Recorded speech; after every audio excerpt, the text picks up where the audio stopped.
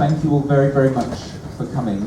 It's a delight to welcome Pete Townsend and writer and composer Rachel Fuller to Foyles Charing Crossroad this evening, here tonight to discuss their musical and literary collaboration, The Seeker, and they're going to be in conversation with writer and critic Dylan Jones. I've just best friend.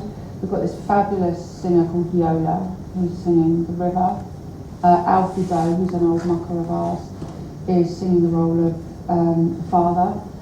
It's really a live concert performance. So the Royal Philharmonic at 65 piece, and we've got choir. It's going to be like the album.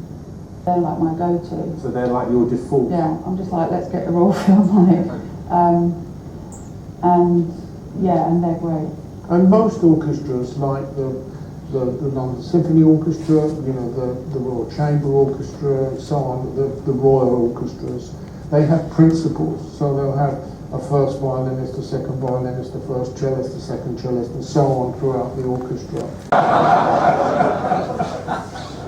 With your big amplifiers, you know, with 4 of you on the stage, you could go in and for 12 quid you'd come back and, you know, you'd have some money in your pocket, because he was in a band that needed to have 14, 15 or 16 players.